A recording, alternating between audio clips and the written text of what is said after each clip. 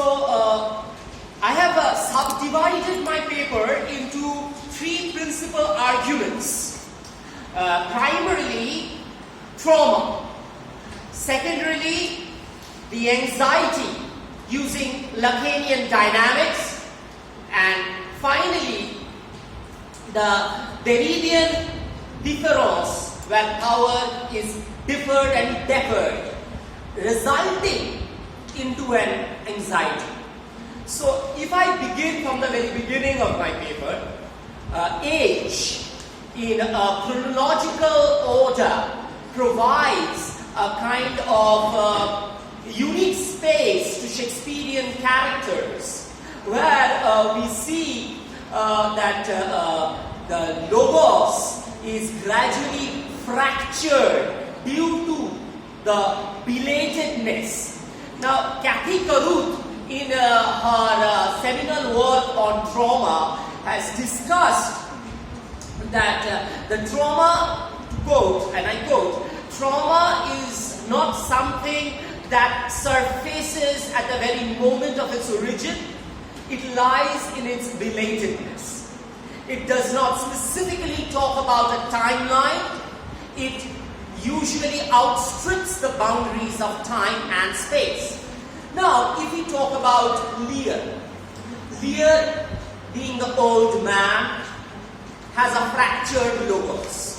I don't want to say that he is a patient of dementia. I don't want to allude him that he has lost his sanity.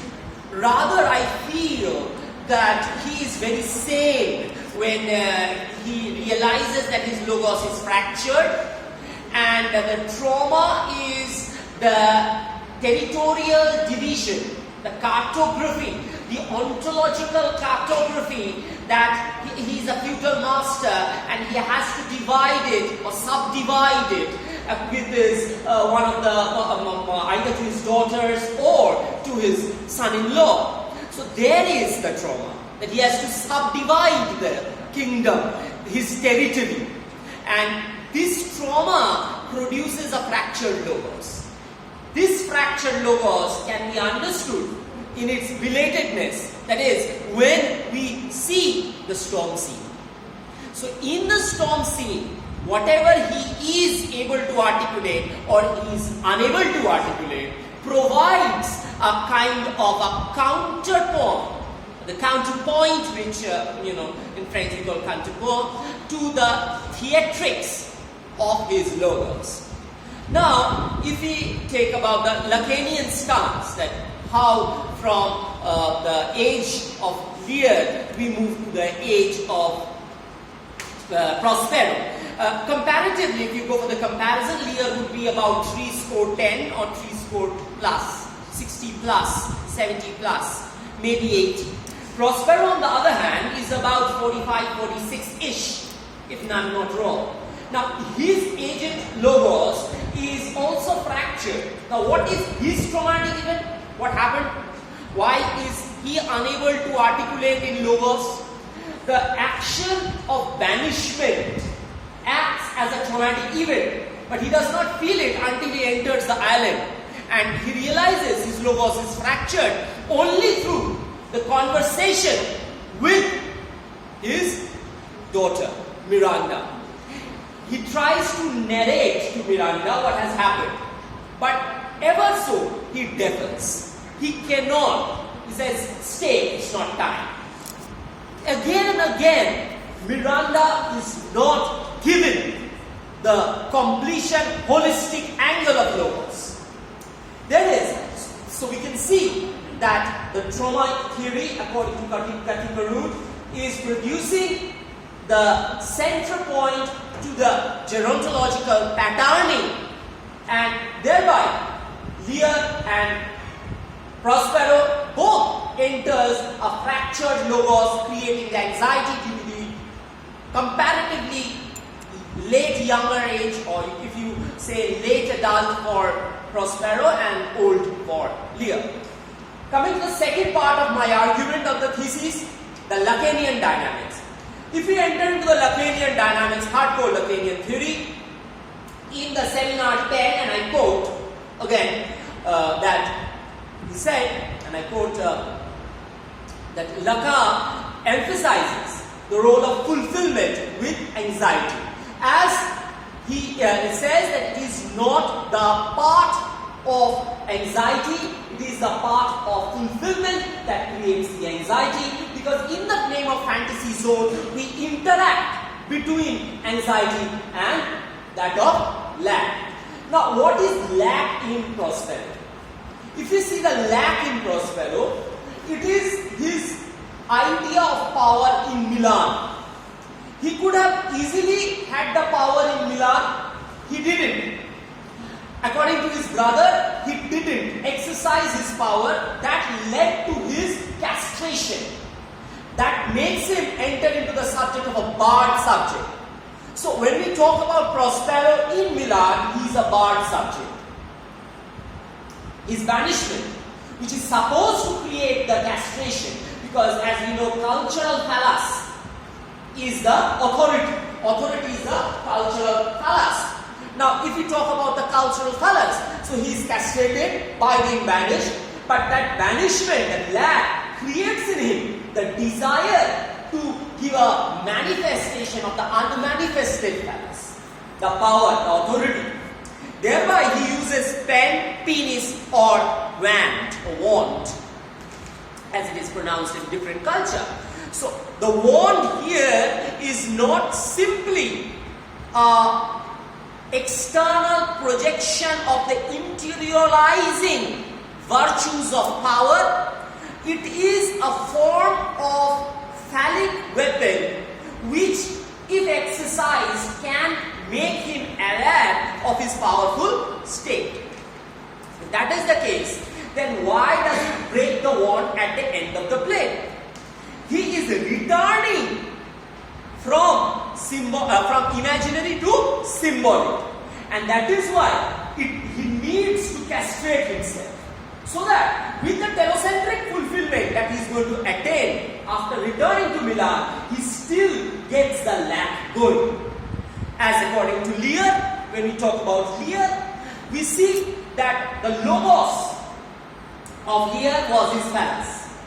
Therefore, he and Lacan has said in the seminar 10 that if you want to find somebody's lack, it has to be locating in others' lack. So Cordelia is the other, just like Miranda was the other for Prospero. And it was very easy to see that Miranda, the desire of Miranda his desire for Miranda is same as Cordelia's desire for, Lear's desire for Cordelia. So Cordelia, by being rejected in the logocentric order, Lear tries to put his lack of logos in the logos of Cordelia's lack. So, to lack is the thing that fulfills. Now, the structure of lack is, as we see the diagram, I can't do the diagram, it's like this. And you place the Lear's lack into Cordelia's lack. So, imaginary being can be formed by placing one's lack in that of the mother. So, here, Lear is not looking for a daughter, but for the other, that is mother, his desire is not for mother, his desire is of mother. And therefore, that mother is supposed, since Cordelia cannot speak, since she is unable to articulate, said Lear finds his lack in Cordelia. Therefore, both the lack comes again, and here again, there is a journey from that of imaginary to symbolic. That is locating the lack in the other's lack. So final part of my argument is Derrida. So Derrida had used the word difference in a very vivid sense. He said he cannot define the word because it's against the time. Now, if you see the power of young age and the old age, that happens in cartographic opposite direction. The coordinates are opposite for Prospero and Lear. When Lear was young, he was aware of his power status. With his age, he realizes that the phallic authority is going, and he has to substantiate in some traumatic dislocation. Therefore, his power as being young is deferred and differed from the time when we come into the auction of love, saying who loves me most, the commoditized display of love. So we have a difference and difference. Now when we come to Prospero, just the opposite. When he was young, he did not have power. And he rejects the authority. He was more into the authority of the book than to the authority of the power. He does not want to enter into the power structure. Now, what happens? When he is banished, he is removed from the power. With the gradual aging, that is moving towards 40 plus, he realizes that he has to realize that deferred and deferred power. So the power which is deferred in Milan is here in the island. And it is different from being the duke. Because being the duke, the system of dukedom, as we all know, is a feudal system. And it comes with hierarchy. In here, in Ireland, it does not have a hegemony. He is the be-all and the end-all of it. He doesn't care. It is I who orders. How can he do that? Again, differing and deferring of the power.